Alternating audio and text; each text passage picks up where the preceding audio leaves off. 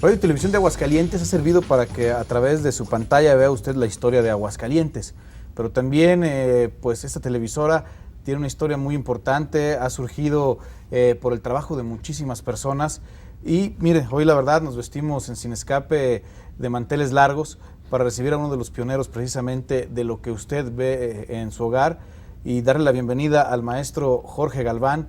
Bienvenido a su casa, maestro, porque esta es su casa y bueno, creo que hoy verdaderamente una plática a través de los años del teatro, el cine y la televisión, que creo que nos va a quedar hasta muy corta, maestro. Sí, Rubén, mucho gusto. Vamos a tratar de aprovechar este espacio con usted, sí, que es un pionero de la televisión, por supuesto. Ajá. Mucho le hemos aprendido a usted, no, pero también pues el tema es básicamente el cine, pero no podemos hablar del cine sin deslindarlo del teatro, porque ese es su alma mater a fin de cuentas, y como usted lo dijo en un programa de televisión hace algunos años, lo recuerdo, La Otra Luna se llamaba esa producción, usted decía que no concebía un mundo sin el teatro, palabras más, palabras menos. Así es, efectivamente. Así es. Vamos, el teatro ha nutrido al cine, y a su vez el cine ha modernizado al teatro. Sí, claro. Han ocurrido cosas muy interesantes. Por ejemplo, en el teatro todo ocurría en un solo set, y si se pudiera la unidad aristotélica, si la obra duraba 1 hora, todo transcurría en 1 hora. Sí, sí. O sea, en tiempo real, vamos a llamarlo, ¿no? Entonces el cine vino a abrir puertas al teatro, y ahora con un apagón ya estamos en otro lugar, y en años antes o años después, o días o lo que se quiera. Se han alimentado en una forma extraordinaria.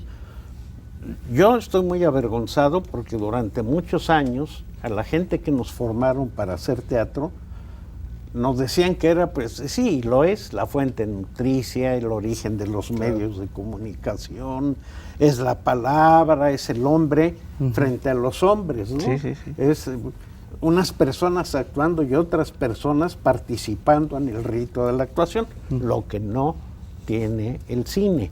Es decir, en un alcance humanístico de encuentro de seres humanos en un instante en que coinciden el público y los actores.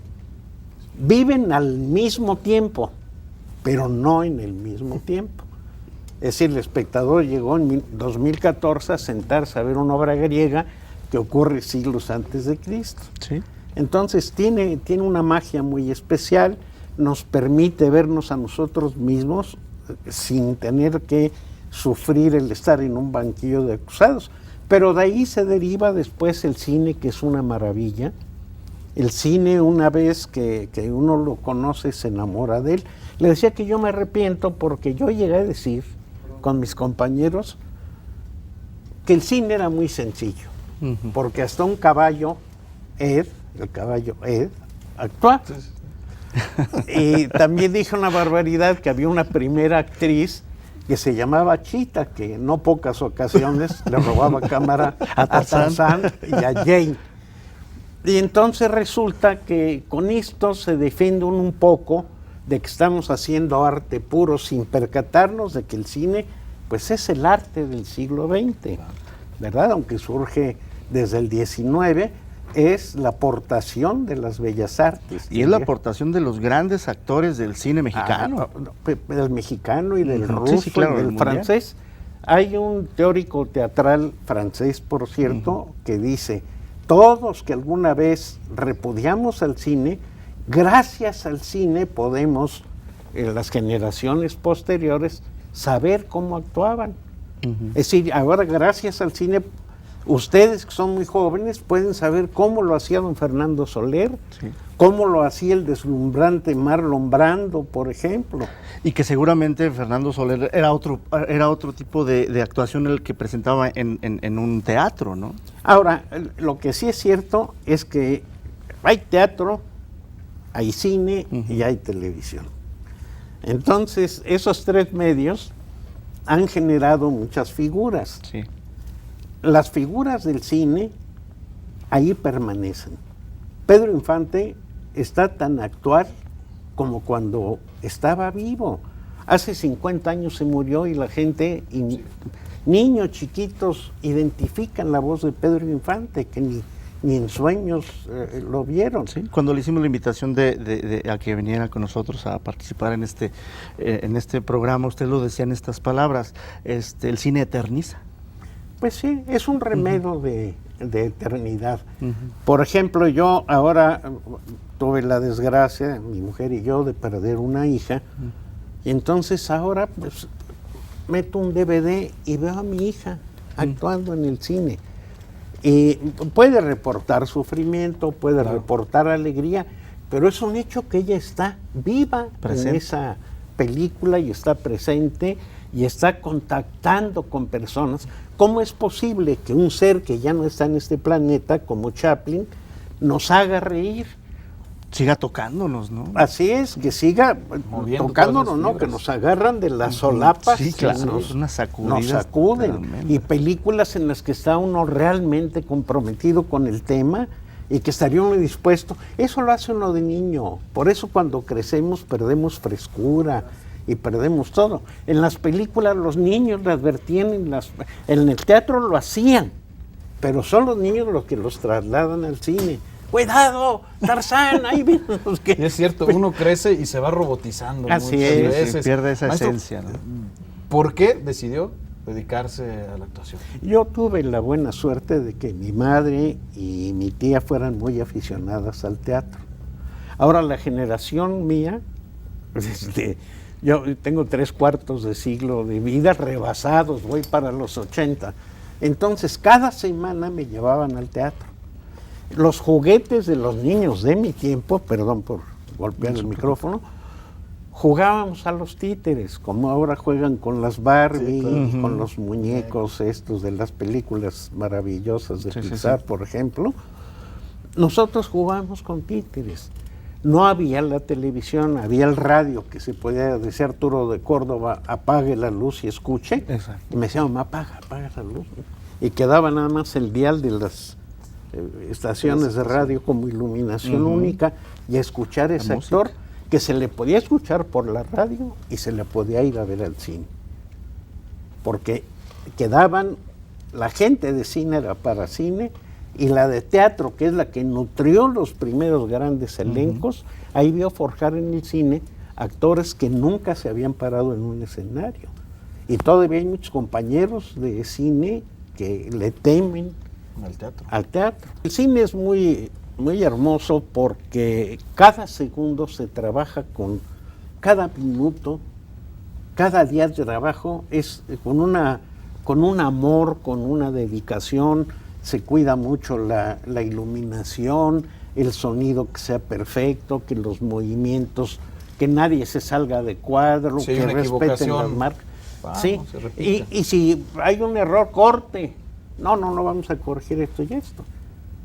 Eso, es tan distinto el trabajo de un actor de teatro, un actor de cine y a un actor de televisión, que muchos de mis compañeros que han hecho las tres cosas, hay que estárselos platicando para que lo hagan consciente. Usted que ha vivido esas tres experiencias, ¿qué nos puede decir al respecto, esas peripecias de el actor de teatro tiene entre 1 mes y 2 meses, y a veces más tiempo, 3 o 4, para montar una obra. Por ejemplo, yo, una de las obras de teatro más recientes, hice las sillas de Ionesco con mi hija Marta. Es 1 hora 40 minutos con 2 actores. Al final aparece un tercer actor. Pero a la hora que dicen tercera llamada y que se abre el telón, esa hora 40 y tantos minutos hay que sabérsela de memoria. Sí, claro. Hay que recordar los movimientos, hay que ser muy puntual en todas las cosas, y está uno como en una... Estos señores que suben a equilibrar caminando en la cuerda floja. Eso es maravilloso y no tiene nombre, pero es irrepetible, ¿no? Irrepetible. Cada función, si usted va a una función, usted a otra, van a ver la misma obra, los mismos actores, pero no se van a encontrar con el mismo marcaje de emotividad, porque el público que está en la sala empieza a recibir esto del actor y lo regresa. Exacto. La película, no hay oportunidad de que nadie le enriquezca. Allí está uno consciente que está uno actuando frente a una cámara y en un desorden terrible. Es decir, esto podía ser el principio de la película y de aquí dicen corte y ahora vamos a hacer una escena que ocurre a media película. ¿Se ha encontrado usted, maestro, con situaciones donde repiten una y otra vez una escena y al final se queda la escena que usted cree que fue la que menos le dio la satisfacción actoral? Bueno, el trabajo del actor es muy curioso. A mí me ha ocurrido que en una función que sentí que estuve fatal, incluso me metí en un jardín, que es cuando se pierde uno, está uno diciendo un texto en obra de teatro y ay Dios mío, y empiezo uno a darle vueltas y no encuentro por dónde salir y para recuperar. Y me metí muy avergonzado, muy preocupado, fui de los últimos en salir del teatro y estaba un grupo de amigos del maestro Héctor Azar, qué bárbaro, qué escena, qué... Es decir, el actor necesita poner toda su fe y toda su confianza en el director. Después hay películas que uno dice, en ese momento que hice esa escena, dentro de mí había esto y esto y esto, y ¡prum! Va uno a ver la película y dice uno, me veo medio indiferente. Sí, sí. Pero uno tiene que confiar en el director dice, así es como debe ser. Y el director de teatro también lo hizo, nada más la desventaja del director de teatro es que no va a todas las funciones ni puede estar corrigiendo. Y a veces va uno a ver una obra en la función número 200 y ya ha sufrido transformaciones. Claro que sí. Claro. Que las fue dictando el público o un actor más famoso que el otro o uno más avesado, ¿no? El caso es que en el teatro tenemos a los espectadores a unos 2 metros o 3 y uno a 70 metros, por ejemplo. Y ahí decide el espectador qué es lo que quiere ver. Sí, claro que el director va induciendo con luces, con entonaciones, con respaldos técnicos, va diciendo qué es lo que debe ver el espectador. En el cine, nada más pobre de un actor, por ejemplo, que se plante con Ripstein y que tenga un parlamento así de grande y que titubee o que no lo sepa decir, pues le dice hasta de qué en esos fabulosos planos secuencias que estaba acostumbrado. A él le encantan hacer de 6 y 12 minutos. Sí. Entonces, pero sin que tenga el tiempo de ensayos que tuvo en teatro. Para él es suficiente si ensayó 6 veces o 7. Entonces, es muy complejo. Sí, claro. Ahora, nunca tiene un espectador aquí, en el cine sí. Sí, claro, ya está más presente. Yo la primera vez que actué en cine, mi hija Marta me ayudó mucho. Estaba paradita por ahí. Porque me decía, estás diciendo las cosas como en el teatro. ¿Y por qué esto? No, ¿Fue el anzuelo, maestro? El anzuelo, sí. Entonces, pues vamos a llegar a ese terreno precisamente de su experiencia ya actuación. Tenemos que hacer un corte rápido, sí, pero no se vayan, estamos aquí en Sin Escape hablando con el maestro Jorge Galván acerca de su incursión en el cine y por supuesto no podemos olvidar el teatro.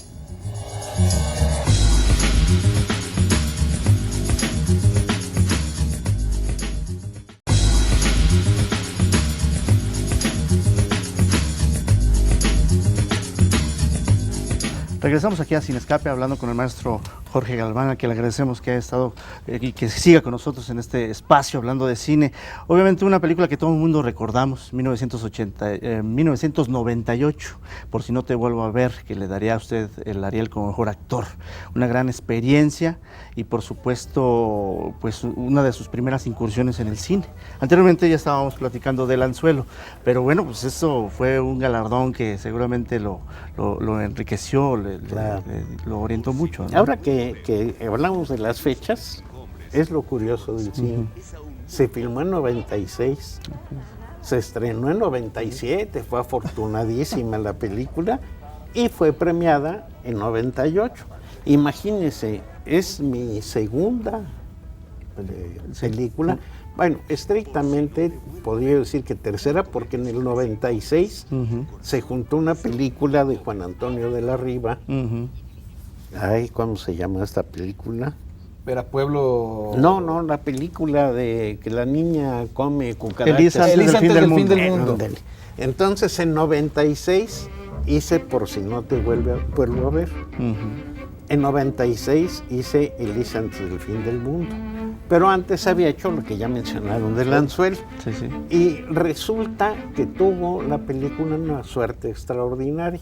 Yo diría que pude hacer mi trabajo con aportando lo que necesitaba hacer ese Bruno en esa historia y en esa circunstancia, gracias al respaldo de tantos años de hacer teatro y de haber hecho como antecedente inmediato una película y haber sido extra de cine 45 años antes. Pero por supuesto, mi hija Marta inmediatamente, pero la capacidad de sintetizar cosas. Vamos rumbo al set y aquí el público es una cámara, porque hay una sola cámara. Sí. Ese es el público. Ahí está toda la audiencia. Si en la película en X años la ven muchas personas, eso es todo lo que hay y nunca vas a tener contacto con ellos. Y en la televisión hay además la desfachatez de que si no tuve tiempo de estudiar me ponen un chicharito y puedo decir el directorio telefónico. Pero en el cine me dice Marta, papá, no sabes si te están tomando en este plano. Sí, claro. Si es un medium shot, si es un full shot, si es un two shot, si es un... En fin, no tienes idea. Entonces, tienes que hacer lo que te indicó el director. A él todo el respeto y toda la obediencia. Pero la segunda persona importante que debes hacer tu cómplice, tu apoyo, tu amigo, es el director de fotografía. Sí, claro. Si vas con toda humildad y le dices, ¿con qué lente me estás tomando? O con qué lente tal, con qué... Es decir, un montón de cosas ajenas para mí. Marta ya tenía mucha mayor experiencia en cine. Ella fue actriz, fue ambientadora, fue directora de arte, muy metida se metió en producción, estuvo en muchas cosas y fue una gran enseñanza. Entonces también me hacía la seña así. Se me olvidaba, como hace un momento que me golpeé el pecho, que lo hacen con mucha frecuencia los invitados a los programas de tele, o los actores de televisión que dicen, no, corte, oiga, trae un micrófono. Sí. Me decían, no grites, papá. Tienes un micrófono. En el cine puedes decir, fíjate que todo esto me inquieta mucho. Sutil. Y entonces los actores de teatro, por sutiles que fuéramos, nuestra sutileza tiene que alcanzar hasta el que esté en galería. Y es otra cosa. Exacto. Y obviamente estamos hablando de dos películas de mucho sentimiento, mucha emoción. Todavía se recuerdan El Anzuelo. El Anzuelo prácticamente pasaron... Bueno, veíamos a un jovencísimo... Y eran óperas primas. También por ahí. Y eran óperas primas, además. Bueno, es un actor que empieza en cine es afortunado si le tocan óperas primas. Porque con los directores de óperas primas...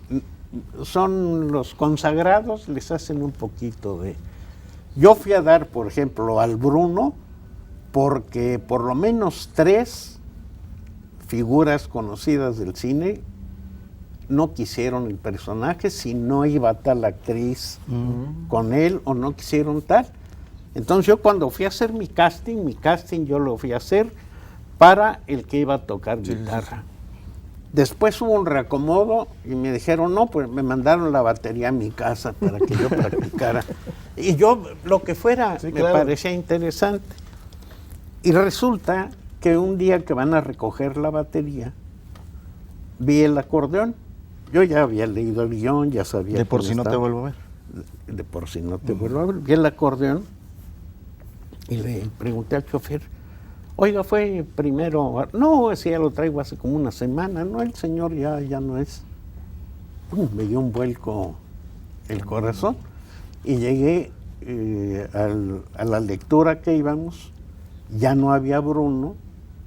Entonces me pidió el director, oye, ya tienes tu personaje. Primero uno, ya tienes otro. ¿No me haces un casting para el Bruno? Pues sí, ¿cómo no? Encantado. Es decir, en estas cosas y en la vida en general, lo que es para uno nadie se lo quita. Y lo que no es, nadie se lo da. Y ese personaje, yo creo que es difícil ahora visualizarlo en la piel de otro actor, ¿no? No. Todo el mundo ya lo ubica y cada que tenemos oportunidad de ver esa película la disfruta uno como si fuera la primera vez, es extraordinaria. Y creo que, lo repito, creo que el personaje parecía que estaba hecho para usted, maestro. Así pasa el primer día. Luego se acostumbra uno. Yo no me voy a morir aquí como ustedes. El asilo necesita empleados y no tenemos recursos. ¿No está contenta con lo que hago? Sí, pero quiero que me ayude un poco más.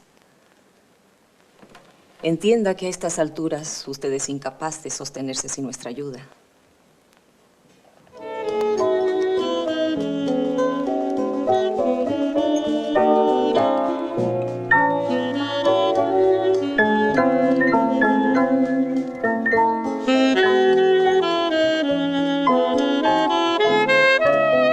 Pero, por ejemplo, en La brújula le lleva el muerto, hago al gobernador de un estado, que es un viejo desagradable, mal hablado, infeliz,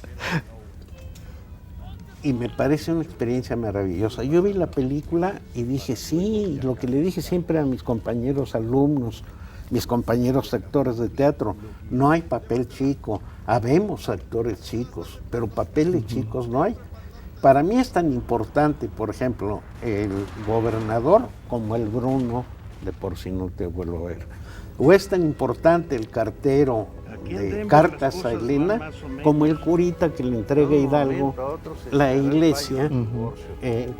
¿Por qué? Porque encontró un tono y un personaje y comprueba uno que si uno, en la peor cosa que lo inviten a actuar o a trabajar, pone uno toda su alma, todo su entusiasmo, el trabajo sale adelante. Claro. Entonces a mí me decía mi hija Marta, papá, ¿por qué no preguntas con quién vas a actuar, cuánto te van a pagar, de qué tamaño es el papel?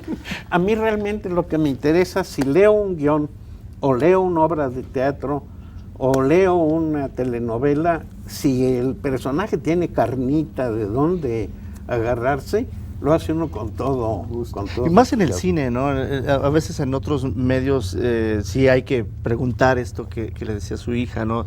Aquí a lo mejor sí hay que hacerlo porque pues el efectivo es lo importante, ¿no? Lo Pero más terrible es que yo pagaría por hacer lo que hago.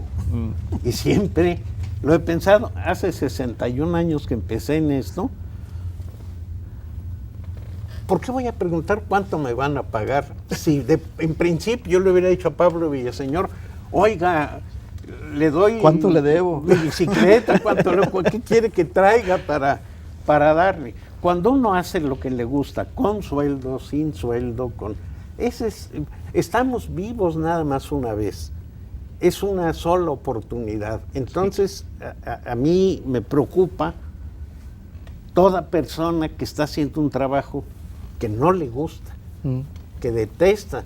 Entonces, parece demagogia, pero la política nunca ha sido mi fuerte. Yo vivo del teatro, para el teatro y por el teatro. Y cuando digo teatro, digo actuar, ¿verdad? Claro. Como algo claro. Padre.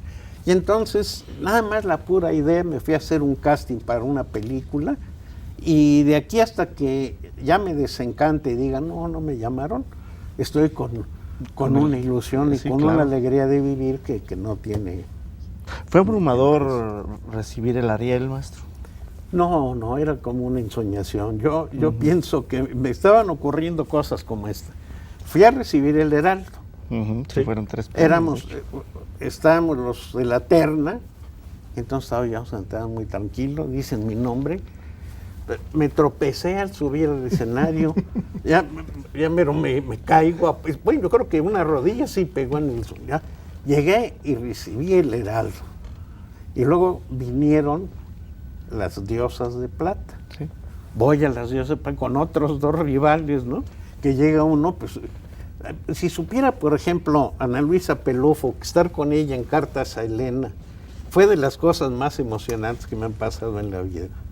Porque era también como otro sueño, ¿no? Esta señora que la veía yo en la pantalla y se me caían las babas, la tengo aquí cerca de mí. Bueno, entonces, ¿dónde andábamos? Cuando sí, las diosas las diosas de plata, estaba Jorge Roussec, sí. Estaba Bruno Bichir. Jorge Roussec, en paz descanse, sí. Maestro. Y entonces subí, y como tiene que decía alguna tontería siempre que recibo un premio de esos, pues yo le dije al señor Roussec, que tenía unos días de muerte, estaba ahí su esposa, que don Jorge había sido esto y esto y esto, y se lo dije de corazón, que ya don Jorge Roussec no tenía que subir escalera alguna porque las había subido todas, y que Bruno Bichir iba a tener escaleras eléctricas y tal. Entonces llego a Bellas Artes, a los Arieles. Estaba yo en la primerita fila con mi mujer y estaba yo de lo más tranquilo del mundo. Dije, ya de los 3 premios importantes, ya me dieron 2 y me relajé. En las otras estuve así, no leo que me caí, pero ahí ya dije, no, ya, no hay que ser tan... el año anterior se lo habían dado a otro anciano como yo, aquella del empleado de correos que hizo el maestro Torre Lafán. Sin remitente. Entonces dije yo, nada, ¿cómo van a darle un anciano y al año siguiente otro anciano? Ya no hay nada. Y estaba yo sentado siguiendo, y además la ceremonia con mucho entusiasmo porque el conductor era Diego Luna, sí. Que había sido mi nieto por 7 años. Entonces estaba yo viéndolo y escuchándolo y de repente me da mi mujer un codazo. Te nombraron. No, y cuando dieron la terna. Claudio Obregón, imagínense, como que iban creciendo mis contrincantes. Claudio Obregón también. Y subí, y era realmente como soñar. Entonces, pueden ser premios sin ninguna importancia, porque usted pone todos los Arieles del mundo con una nominación del Ariel, y ve usted cómo los mexicanos, de cada 100 mexicanos, 90 ven la entrega de los Óscares. Sí.